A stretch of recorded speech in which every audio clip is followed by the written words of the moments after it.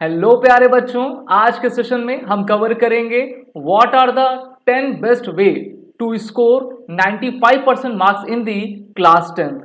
सभी क्लास 9 के aspirants promote होकर क्लास 10th में आ चुके हैं और अब आपकी तैयारी यही है कि हम किस तरीके से एक स्मार्ट स्ट्रेटजी के साथ, सीक्रेट प्लान के साथ क्लास 10th में हाईएस्ट मार्क्स को, परसेंटेज को अचीव कर सके। अब आपको अपनी प्रिपरेशन क्लास 10 के लिए किस तरीके से बनानी है, उसका पूरा क्राइटेरिया क्या होना चाहिए, आप इस सेशन में जान पाएंगे। सबसे पहले मैं आपको इंट्रोड्यूस कर देता हूं अपने आप से।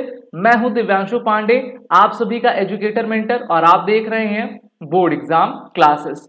तो मेरे प्यारे बच्चों, सबसे पहले हम जानेंगे कि टॉप 10 स्टडी रूल्स, जिससे कि आप इस बार के एग्जामिनेशन में धमाका मचा पाएंगे और ईयर 2027 आप सभी का रहना चाहिए।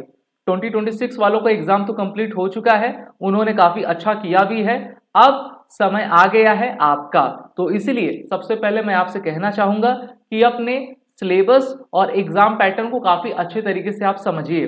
भारत में बहुत सारे डिफरेंट बोर्ड्स रहते हैं, जैसे कि CBSE, ICSE, आपके state boards and other boards.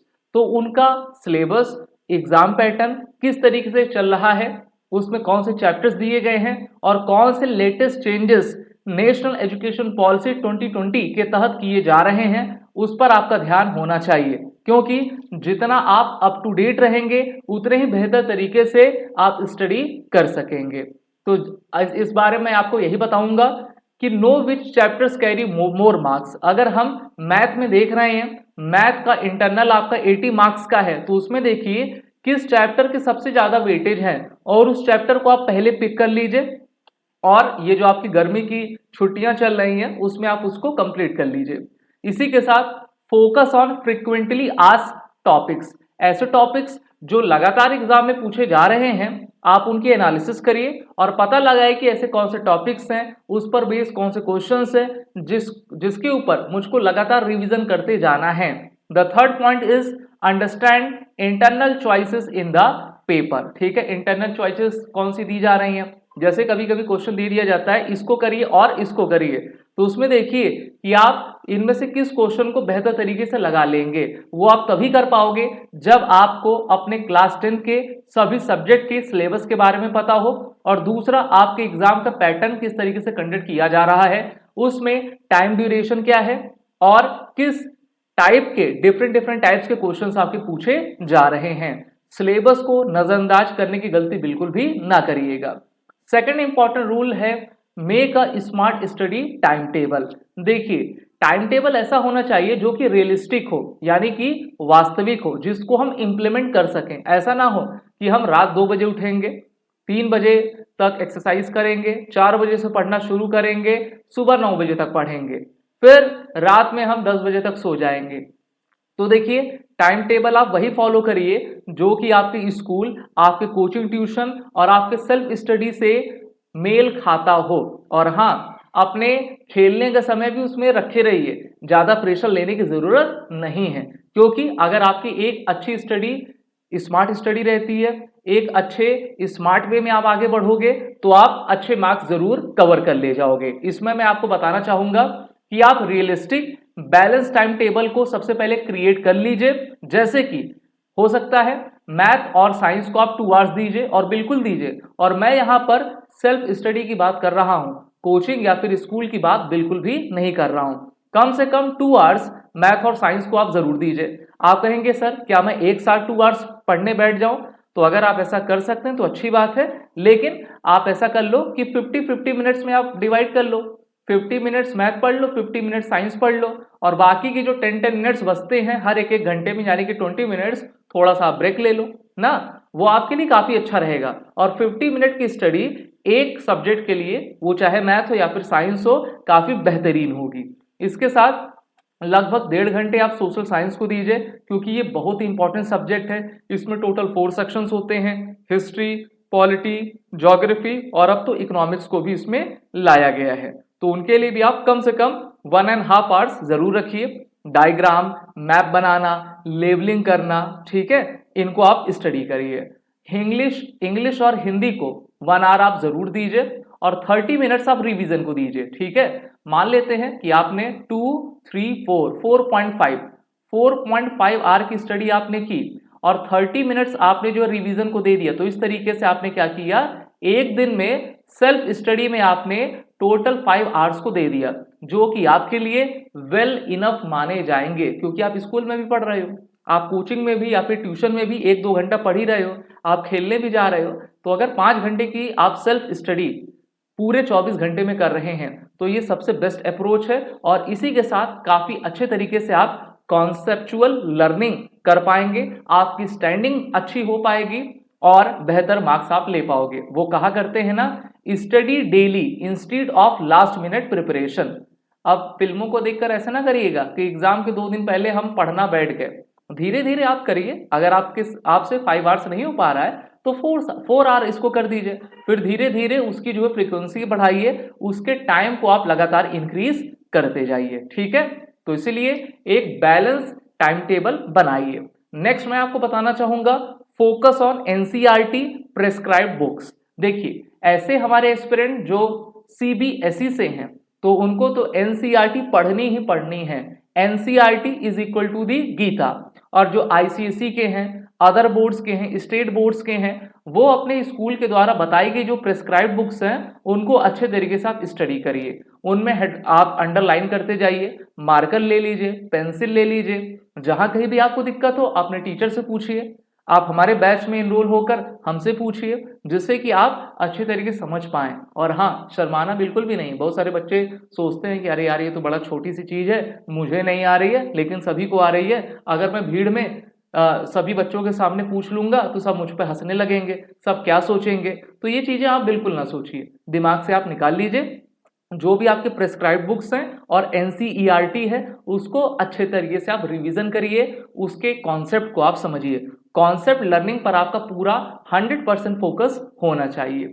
So most board exam questions come directly from NCERT text book और your prescribed books. So read each chapter carefully, learn definition and diagrams, solve all back exercises. ठीक है, जैसे मान लीजिए chapter first है तो chapter first जब आपका कंप्लीट होता है तो उसके लास्ट में जो है एग्जाम्पल्स विद एक्सरसाइज दिए रहते हैं, तो एग्जाम्पल्स को भी आप लगाइए। एग्जाम्पल लगाने के साथ आप उन एक्सरसाइज को भी कंप्लीट करिए, एक भी क्वेश्चन छूटना नहीं चाहिए। तो इसको अगर आप फॉलो करेंगे तो काफी अच्छे तरीके से एक बेस्ट अप्रोच के साथ आप स्टडी कर सकेंगे। इसी के साथ मैं आपको बताना चाहूंगा, जैसे ही आपकी कॉन्सेप्ट लर्निंग खत्म होती है तो आप पीवाईक्यूज पर जरूर जाइए, जिससे कि आपको ये पता रहे कि जो आपकी एग्जामिंग बॉडी है किस लेवल के, किस टाइप के क्वेश्चंस को वो पूछा करती हैं और क्या अभी कोई चेंजेस आपके पेपर पैटर्न पर हो रहे हैं कि नहीं, इसका भी आप सभी ध्यान दीजिए। सो solving past year papers help you understand question pattern, improve speed, reduce exam fear. और मैं कहूंगा कि लगभग 5 to 10 previous year questions paper को जरूर आप लगा लीजिए। हो सकता है कि 2020 कोविड-19 के पहले जो पेपर्स आपके आया करते थे उनके पैटर्न अलग हों, लेकिन क्वेश्चन तो सेम है ना, उसी टाइप के क्वेश्चंस आगे भी आपके कैरी किए जाएंगे। तो कम से कम लगभग मैं तो कहूंगा आपसे 10 प्रीवियस ईयर क्वेश्चंस को आप सभी जरूर लगाइए। और आजकल तो set A, set B, set C चलता है, तो उनको भी लगाने का आप कोशिश करिए, तभी तो आप अच्छे मार्क्स को अटेन कर सकेंगे। इसी के साथ मैं आपको बताना चाहूंगा, बिना शॉर्ट नोट्स और फॉर्मूला शीट बनाए आप प्रॉपर स्टडी नहीं कर पाएंगे, इसीलिए अपने शॉर्ट नोट्स को बनाइए। आप कहेंगे सर शॉर्ट नोट्स हम बनाएं कैसे?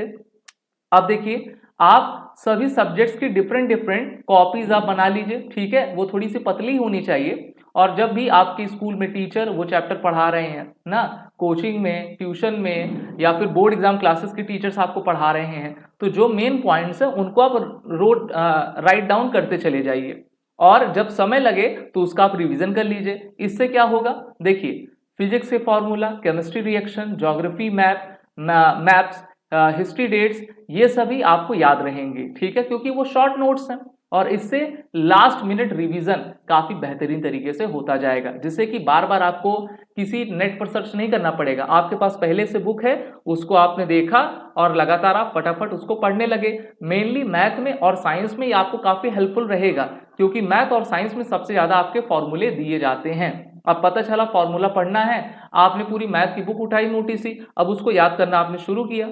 इससे अच्छा जो आपके शॉर्ट नोट्स है उसमें जो आपने लिखा हुआ है ना, उसको आप पढ़िए। और जब लिखा हुआ हम अपने से लिखा हुआ जब हम पढ़ते हैं तो हमको काफ़ी अच्छे तरीके से याद हो जाता है। इसी के साथ मैं कहूँगा कि जब भी आप राइटिंग करिए तो आप राइटिंग प्रेजेंटेशन में आपको मास्टरी होनी चाहिए।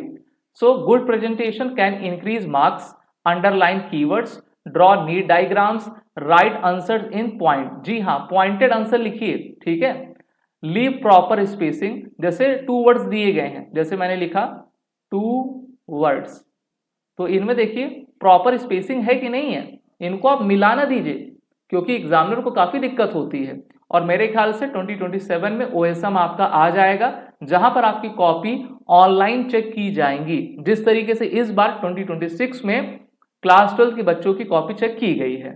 Leave proper spacing, examiners prefer clear and structured answer. Examiner क्या चाहते हैं कि आपके क्लियर आंसर रहे, ठीक है, नीट एंड क्लीन हैंडराइटिंग रहे और बेहतरीन हैंडराइटिंग के साथ आप अपने पूरे पेपर को दे सकें, जिससे कि उनको कॉपी चेक करने में आसानी हो सके और आप बेहतर तरीके से अपने फुल मार्क्स को स्कोर कर पाएं। तो इस बात का आप सभी जरूर ध्यान रखिएगा।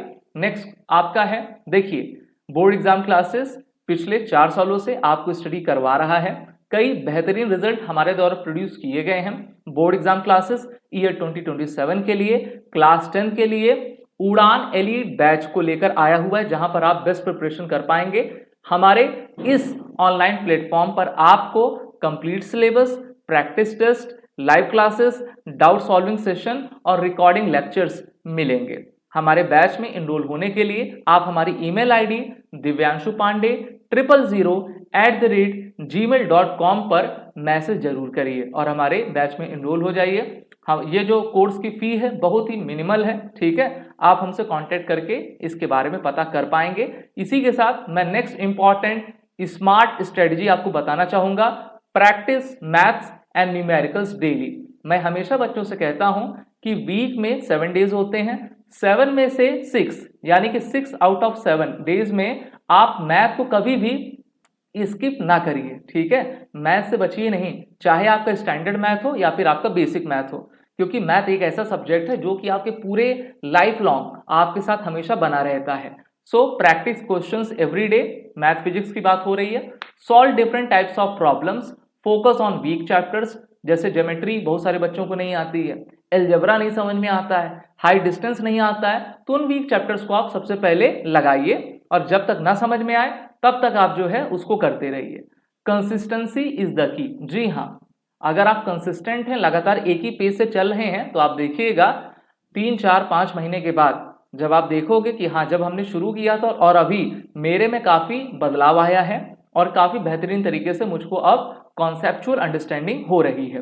रिवाइज रेगुलरली, पढ़ाई करने के साथ जो वीक का आपका 7th डे रहता है, 6 दिन तक आपने जो जो भी पढ़ा है उसको एक बार फिर से रिवाइज करिए। और जो 7th डे यानी कि हो सकता है कि वो आपका संडे का दिन हो, ठीक है, उस दिन आप जो है अपना रिवीजन रखिए, कुछ नया ना पढ़िए, पिछले 6 दिनों में आपने जो पढ़ा है उसको रिवाइज करिए। दूसरा, जैसे मैंने बताया, अगर आप 5 आवर्स जो है पढ़ रहे हैं, 4.5 आवर्स अगर दिन में पढ़ रहे हैं, तो आप 30 मिनट्स, ठीक है, यानी कि हाफ एन आवर अपना रिवीजन के लिए जरूर रखिए। और वीक के 7th डे में संडे के दिन जो है एक बार फिर से पूरा फुल रिवीजन कर लीजिए, ये बेहतर होगा। सो फर्स्ट, इसमें रिवीजन के 3 रूल मैं बताना चाहूंगा। पहला, first revision after finishing the chapter, second revision after 1 week, final revision before examination. Revision आपकी मेमोरी को काफी शार्प करता है, स्ट्रेंथन करता है, जो चीजें आप भूल रहे थे उसको आप फिर से याद कर पाते हो। अब चलिए बात करते हैं what are the common mistakes which are usually done by the students. So the first is many student lose marks due to not reading questions carefully. सबसे पहले तो आप क्या करते हो, इंस्ट्रक्शन को पढ़ते ही नहीं हो। आप सोचते हो कि अरे इंस्ट्रक्शन कौन हमको बताएगा, मुझे अच्छे से पता है, ठीक है, फिर आप क्वेश्चन को सॉल्व करने लग जाते हो। पता चला इंस्ट्रक्शन में दिया गया है कि ये जो आपके गिवन 4 क्वेश्चन हैं, 4 में से 3 को करना है जो आपको अच्छा लगे। अब पता चला आपने 4 में से 4 कर दिया, ये गलती ना करिएगा। दूसरा, कैलकुलेशन मिस्टेक कर देते हो, प्लस माइनस साइन कन्वेंशन में सबसे ज्यादा गलती होती है। कहां पर आपके फॉर्मूले को यूज करना है वहां पर आप गड़बड़ कर देते हो। लीविंग क्वेश्चंस अनआंसर्ड, ये बिल्कुल भी आप ट्राई ना करिए। पुअर टाइम मैनेजमेंट नहीं होना चाहिए। देखिए टाइम मैनेजमेंट बेहतर तभी होगा जब हमारी राइटिंग स्किल, जब हमारी कॉन्सेप्चुअल अंडरस्टैंडिंग बेहतर होगी, हमको फॉर्मूले आते रहेंगे, तभी हम बेहतर कर पाएंगे। और हमेशा पूरे पेपर को आप अटेम्प्ट करने की कोशिश करते जाइए। इसी के साथ मैं कहूँगा कि हेल्दी और कॉन्फिडेंट दोनों एक ही आपके सिक्के के दो पहलू हैं। देखिए जब भी हम सुबह उठें तो सबसे पहले हम ट्राई ये करें कि हम अपने हेल्थ पर फोकस करें और कम से कम 30 मिनट्स हम एक्सरसाइज कर लें, जॉगिंग कर लें, प्राणायाम कर लें। तो देखिए कहते हैं ना कि taking care of your body to increase self confidence, जितना आप स्वस्थ रहेंगे उतना ही आप कॉन्फिडेंस रहेंगे और आपके जो एक्टिव सेल्स हैं, ठीक है, न्यूरो सेल्स हैं, वो और भी बेहतरीन तरीके से वर्क कर पाएंगे। तो कंप्लीट 7 to 8 आवर्स की स्टडी आप जरूर दीजिए अपने आप को। अच्छे फूड को आप लीजिए, take small study breaks, a fresh mind improves concentration. जी हाँ, जितना फ्रेश आपका माइंड रहेगा कंसेंट्रेशन उतनी बेहतर होगी। हमेशा जंक फूड से आप बचिए। स्कूलों के सामने आप जानते हो ना बहुत सारी दुकानें लगी रहती हैं। आजकल बच्चे क्या कहते हैं कि हम पार्टी करेंगे, हम ये करेंगे, हम वो करेंगे। तो ये सब गलती आप सभी बिल्कुल भी ना करिए। इसी के साथ जो 10 रूल्स मैंने बताए हैं उसके अलावा मैं आपको कुछ बोनस टिप्स भी देना चाहूंगा। So you have to more focus on math, science and social science because they carry higher marks and can boost your percentage. Math science पर सबसे ज्यादा फोकस होना चाहिए, उसके बाद आपका सोशल साइंस पर, क्योंकि यही आपके बेस रहा करते हैं। यहीं से आपको फुल मार्क्स आपके मिलते जाएंगे, मेनली आपके मैथ में और साइंस में। ठीक है, तो इस पर आप सभी पूरा फोकस लगाते जाइए। अब बात करेंगे गोल्डन रूल की। So study consistently for 3 to 4 hour daily with full focus rather than studying 10 hours occasionally। बहुत सारे बच्चों को आपने सुना होगा कि मैं 10 घंटे पढ़ता हूं, मैं 12 घंटे पढ़ता हूं, मैं ये पढ़ता हूं, मैं वो पढ़ता हूं। ठीक है, तो मैंने कहा 4 से 5 घंटे अगर आप दे पा रहे हो तो वो आपके लिए वेल इनफ रहेगा और पूरे फोकस के साथ पढ़िए। ठीक है, जो 5 घंटा पढ़ पा रहा है उसके लिए अच्छा है, जो 4 घंटा पढ़ पा रहा है वो अच्छा है। धीरे धीरे अपने जो है टाइम को आप प्रॉपर तरीके से मैनेज भी करिए और इंटेंसिटी आप अपना लेवल की बढ़ाते जाइए। इसी के साथ देखिए टॉप 8 स्टडी दी गई है। Study schedule, quiet study space, set goal, regular revision, practice question, energy breaks आपके जरूर होने चाहिए ना। जैसे मैंने बताया 50 मिनट्स आपने पढ़ा, 10-15 मिनट का आप एक बार ब्रेक ले लो, खा पी लो, टहल लो, थोड़ा टीवी देख लो, फिर आके फिर बैठ जाओ। तो ये एनर्जी ब्रेक जरूरी होता है। डिस्ट्रैक्शन नहीं होने चाहिए। सोशल मीडिया से आप जितना दूर रहो उतना अच्छा है।